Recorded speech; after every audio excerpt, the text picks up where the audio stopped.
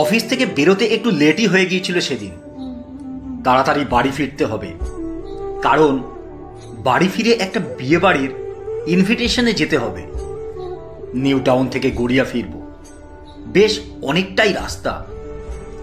সন্ধ্যের টাইমটায় জ্যামটা একটু বেশিই থাকে। যাওয়া আসার জন্য মাঝে মাঝে আমি ওলা বাইক বা র্যাপিডো ইউজ করি। সেদিন নিউ টাউন থেকে গড়িয়া আসার জন্য ওলা বাইক বুক করেছিলাম। রাইডারের নামটা প্রথমে লক্ষ্য করিনি, তারপর মোবাইলে একটা কল আসে। ট্রু কলারের নামটা ভেসে ওঠে স্ক্রিনে, সৃজা রায়। ফোন রিসিভ করতেই মহিলা কণ্ঠস্বর। গাড়ির নাম্বারটা যখন বললেন তখন একটু হকচকিয়ে গেছি। রাইডার নাকি মহিলা? এর আগেও ওলা বাইক বুক করেছি, আগে কখনো এমনটা হয়নি। কিছুক্ষণ পর যখন বাইকটা এসে আমার সামনে দাঁড়ালো, দেখি সত্যিই তাই। বাইকে ওঠার আগে একটু ইতস্তত করছিলাম। আমার ইতস্তত করা দেখে উনি মুখের ওপর বলে দিলেন, অসুবিধা থাকলে বলতে পারেন, রাইড ক্যান্সেল করে দিচ্ছি, নো প্রবলেম। মনে মনে ভাবি, কিসের প্রবলেম? আজকের দিনে দাঁড়িয়ে এমনটা দেখব, এটাই তো স্বাভাবিক। মেয়েরা যেখানে বিমান চালাচ্ছে সেখানে এটা তো সামান্য ব্যাপার। তারপর মুখে হাসি রেখে বললাম, ক্যান্সেল করবেন কেন? আমার তো বেশ গর্ব হচ্ছে। না, আপনি একটু ইতস্তত করছিলেন দেখে এটা আমার মনে হলো। যাই হোক, কিছু মনে করবেন না। না না, মনে করার কিছু নেই। আসলে আমাদের দৃষ্টিভঙ্গিটাই এখনো পরিণত মনস্ক হয়নি। আজকের মেয়েরা যে বীরাঙ্গনা, তারা সব পারে। তারপর বাইকে উঠে বসি। রাইডার মহিলা একটু তো অস্বস্তি হচ্ছিলই, তা উনি বললেন, স্যার কোনো প্রবলেম হলে বলবেন। আসলে কখনো কোনো মহিলা রাইডারের সাথে সেই যে সেদিন কথা শুরু হলো, তারপর থেকে আর কথা বন্ধ হয়নি। পরিচয় পর্বটা বাইকে যেতে যেতেই সেরেছিলাম।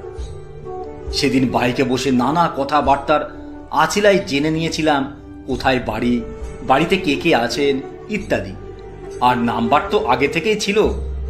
আমি মালদহের ছেলে, বিটেক করার পর জব পেয়ে কলকাতায় আসি। আমারই এক পরিচিত দাদায় গড়িয়াতে একটা রুম দেখে দিয়েছিল থাকার জন্য। কারণ ওই দাদা যেহেতু গড়িয়ায় থাকে, তাই দাদার আশেপাশে থাকলে নিজের অনেক সুবিধা হবে, সেই হিসেবেই আমার গড়িয়াতে থাকা। যদিও বাসস্থান থেকে আমার অফিসের দূরত্ব বেশ অনেকটাই। কোথায় গড়িয়া আর কোথায় নিউ টাউন। নিউ টাউনে আমার অফিস। 6 বছর হলো আমি কলকাতায় এসেছি। এতদিন কলকাতায় থেকেও সেভাবে কাউকে কখনো মনে ধরেনি। কলকাতার মেয়েদের প্রতি আমার একটু অন্যরকম ধারণা ছিল। তাদের সাজগোজ, লাইফস্টাইল একটু আলাদাই হয় গ্রামের মেয়েদের থেকে। আর আমি বলতে গেলে গ্রামের ছেলে, তাই বিয়ে করলে গ্রামের মেয়েকেই করব, এমনই একটা ধারণা ছিল সর্বদা। এরপর থেকে সৃজার সঙ্গে আমার একটা ভালো বন্ধুত্ব তৈরি হয়ে গেল। সৃজার বাড়ি কলকাতার ভবানীপুর। বাড়িতে আছে বলতে সৃজা আর সৃজার মা, আর সব থেকে কাছের মানুষ রেখা মাসি, যার কাছে থেকেই তার বড় হয়ে ওঠা। কলকাতার মেয়েদের সম্পর্কে যে ধারণাটা ছিল, সেটা সৃজাকে দেখে ওর সঙ্গে ভালো করে পরিচয় হবার পর সেটা বদলে গেল। সৃজার চালচলন, লাইফস্টাইল একেবারে অন্যরকম। একদিকে যেমন তার পরোপকারী স্বভাব, অন্যদিকে সে আবার প্রতিবাদী। পরিচয় হবার কদিন পর, তাও মোটামুটি ওই 2 মাস হবে বোধ হয়, সৃজা আমাকে ওর জন্মদিনে ইনভাইট করলো। আমি তো গিফট নিয়ে গিয়ে হাজির। দেখি জন্মদিনের কোনো আয়োজন নেই, কোনো লোকজন, বন্ধু বান্ধবও নেই। বেশ কিছু খাবারের প্যাকেট সাজানো আছে বাড়িতে। এত খাবার দাবার কার জন্য? ঠিক এমনটা ভাবছি, আর তখনই আমার দিকে তাকিয়ে সৃজা বলে উঠল, আমি জন্মদিনটা একটু আলাদাভাবে পালন করি, একটু অন্যরকম। আমার জন্মদিনে আমি গরিব দুস্থ মানুষদের মুখে সামান্য কিছু খাবার তুলে দিই। এই সমস্ত খাবারের আয়োজন সেই সব মানুষদের জন্য যারা অনাহারে, অর্ধাহারে থাকে আমার এলাকায়। আমার এই পরিশ্রম, অর্থাৎ যা উপার্জন করি তার কিছুটা টাকা ওদের জন্য রাখি। সেদিন সৃজাকে চিনলাম অন্য এক রূপে। অন্তরের অপরিসীম শ্রদ্ধায় সৃজার এই কর্তব্যকে শ্রদ্ধা না করে পারলাম না। ভালোবাসার বীজটা বোধহয় রোপণ করেছিলাম সেদিনই। তারপর একদিন শুনলাম সৃজাও লেখালেখি করে আমার মতোই। বেশ কয়েকটা গল্পও লিখেছে।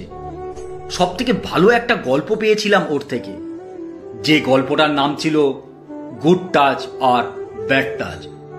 সাধারণত আমরা বাড়িতে মেয়েদেরকেই শেখাই এই গুড টাচ আর ব্যাড টাচের শিক্ষা, কিন্তু সৃজার গল্পে দেখেছিলাম গুড টাচ আর ব্যাড টাচের শিক্ষা একজন মা তার ছেলেকে শেখাচ্ছেন। কিভাবে মেয়েদের সাথে মিশতে হয়, কেমন আচার আচরণ মেয়েদের সাথে করা উচিত, কোনো টাচে মেয়েরা কখনোই অপমানিত হয় না, আরো অনেক কিছু বিষয়। আর ওর গল্পটা পড়ে মনে হয়েছিল একটা মেয়েকে তার বয়ঃসন্ধিতে তার মা যেভাবে বিধিনিষেধ, আচার রীতি কানুন বুঝিয়ে দেয়, ছেলেদেরও সেভাবে সবকিছু বুঝিয়ে দেওয়া উচিত। তাতে বোধহয় এক সুস্থ সুন্দর সমাজ গড়ে উঠবে, অপরাধবোধ ও অনেকটাই কমবে। সৃজার আধুনিক চিন্তাতে স্বাগত না জানিয়ে পারিনি। ভাবছিলাম মেয়েটার মধ্যে এত গুণ, এমন মেয়েকে ভালো না বেসে পারা যায় না। তাই আমি ওকে ভালোবেসে ফেললাম খুব। তারপর একদিন সৃজাকে জানালাম মনের কথা। প্রত্যুত্তরে সৃজা বলল, আমার সম্পর্কে সবকিছু না জেনে আমাকে ভালোবেসে ফেললে? আমার মনে হয় সবকিছু জেনে তবেই ভালোবাসা উচিত। সৃজা, প্রায় 5 মাস হতে চলল তোমার সাথে পরিচয় হয়েছে। এই কয়েকটা মাসে তোমার সম্পর্কে যা জেনেছি, এরপর আর নতুন করে কিছু জানতে লাগবে না। সব থেকে বড় কথা, তুমি একজন ভালো মনের মানুষ। না সঞ্জয়, তুমি যা জেনেছ সবটাই ওপর থেকে, এটা আমার বাইরের আচ্ছাদন মাত্র। আসলে তুমি তো কিছুই জানো না। আমার অতীতটা ভীষণ অন্ধকার, যার কোনো রং নেই, একেবারে কালো মিশমিশে। আচ্ছা, তুমি কি আমাকে বিশ্বাস করো না? আমি আর 5টা ছেলেদের থেকে যে একটু আলাদা, এটা তো মানো নাকি?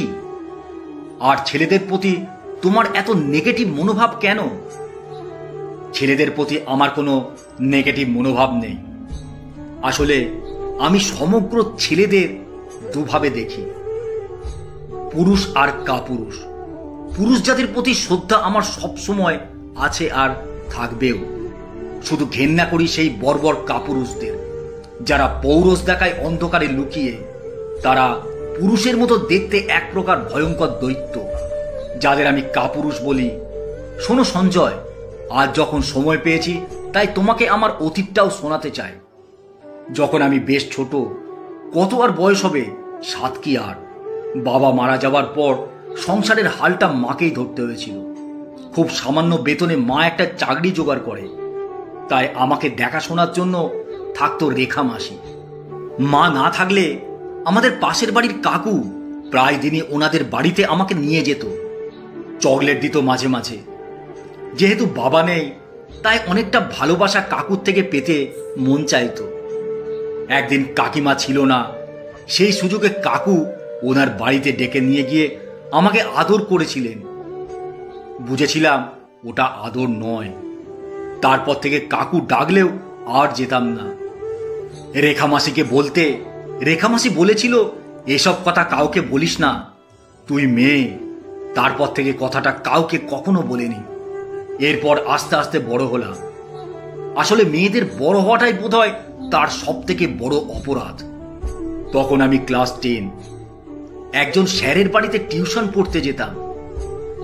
সেদিন বৃষ্টি হচ্ছিল। বৃষ্টির আগেই আমি পৌঁছে গিয়েছিলাম স্যারের বাড়ি, তাই তখনও পর্যন্ত কেউ এসে পৌঁছায়নি।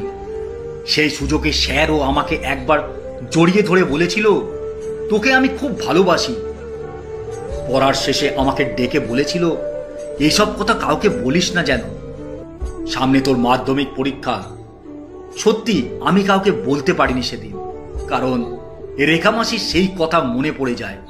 কারণ আমি মেয়ে, তাই সব কথা সবাইকে বলা যায় না। তারপর থেকে ওই স্যারের কাছে আর কখনো পড়তে যায়নি। তার জন্য পরীক্ষার রেজাল্ট খুব একটা খারাপও হয়নি আমার। উচ্চ মাধ্যমিক পাশ করার পর কলেজে যখন এলাম, তখন একজনকে ভালো লাগলো। মন থেকে তাকে ভালোবাসলাম। কিন্তু ভুল মানুষকে ভালোবাসলাম। তার কাছে ভালোবাসা মানে ভোগের খেলা, শারীরিক কামনা বাসনায় নাকি ভালোবাসার মূলে। সরে এলাম তার কাছ থেকে। তারপর থেকে একটা কথা বুঝে গেলাম, জীবনে বাঁচতে হলে মেয়ে হয়ে নয়, বাঁচব মানুষ হয়ে। কারণ বারবার কামনার শিকার হতে হতে দেওয়ালে পিঠ ঠেকে গেছে। তারপর থেকে নিজেকে গড়ে তুলি অন্যভাবে। জীবনটা অনেক বড়, তাই বাঁচতে হলে নিজেকে লড়াই করে বাঁচতে হবে। সময়ের সাথে তাল মিলিয়ে না চললে চলা যাবে না। লেখাপড়ার সঙ্গে সঙ্গে ক্যারেটে শিখতে শুরু করি। এক সময় আমি হয়ে উঠলাম ক্যারেটে চ্যাম্পিয়ন। এরপর বাইক, এমনকি 4 হুইলারও চালাতে শিখলাম। তারপর থেকে নরম মনের মেয়েটা আজ অনেক বেশি শক্ত। নিজেকে এমনভাবে গড়লাম যাতে কারো মুখাপেক্ষী না হয়ে থাকতে হয়। জীবন এতটা সহজ পথে চলে না। আর এত সবকিছু জানার পর এই মেয়েকে কি আর ভালোবাসবে তুমি? হ্যাঁ, এত কিছুর পরেও যাকে মনের মধ্যে জায়গা দিয়ে ফেলেছি তাকে আজীবন নিজের করেই রাখতে চায়। 6 মাস পরের ঘটনা। সময়ের সাথে সাথে দিনগুলো যে কিভাবে কেটে যায় তা আমরা বুঝতে পারি না। মনে মনে ভাবি, হয় এই তো সেদিন। আরে কি এত ভাবছিস? নিশ্চয়ই সৃজার কথা। মালদহ থেকে কলকাতা কম রাস্তা নাকি? তুই এখন মালদাতে? হ্যাঁ হ্যাঁ, ভাবতে ভাবতে তুই কলকাতায় পৌঁছে যাবি। গাড়িতে বসে থাকা আমারই এক বন্ধু পাশ থেকে বলে উঠল, কলকাতায় যেতে যেতে সেদিনের সেই কথাগুলো আমার মনে পড়ছিল। কত রং বেরঙের স্মৃতি। সত্যি জীবন কত ঘটনাবহুল। তাই তো জীবনের এত বৈচিত্র্য। মনের কথাগুলো বলতে বলতে সৃজা সেদিন কেঁদে ফেলেছিল আর বলেছিল এমন একজন তার জীবনে আসুক যে ভরসা যোগাবে তাকে চলার পথে। আর সেই সঙ্গে দরকার বিশ্বাসের 2 হাত। কারণ জীবনের সংগ্রামটা 2 হাতে নয়, 4 হাতের শক্তিতে লড়বে। আমি জানি পৃথিবীর অন্তহীন গুণের আধার নারী। নারী অদম্য শক্তির অকৃত্রিম পথিকৃৎ। সৃজার চোখে দেখেছিলাম সেই বিদ্রোহের স্ফুরণ। সে হয়ে উঠতে পারে বিজয়িনী, কারণ সৃজা কখনো হারতে শেখেনি। আমি সে আশ্বাস সেদিন সৃজাকে দিয়েছিলাম, কারণ আমি সৃজাকে সত্যিই ভালোবাসি। সবাই আমরা এত কথা বলে যাচ্ছি, আর তুই কবি কবি ভাব নিয়ে। ও খুব টেনশন হচ্ছে বুঝি। হঠাৎ করে কথাটা বলে উঠল আমার আর এক বন্ধু অতনু। না রে, টেনশন করব কেন? আচ্ছা বেশ বেশ, বুঝলাম। তাহলে তো সৃজার কথা ভাবছিস নিশ্চয়ই। আরে ধুর, তোরাও না। একটু চুপচাপ বসে আছি মানে কি সৃজার কথা ভাবছি? থাক, আর নাটক করে লাভ নেই। তোর মোবাইলে রিং হচ্ছে, ফোনটা ধর। দেখি কে ফোন করছে। নিশ্চয়ই সৃজা।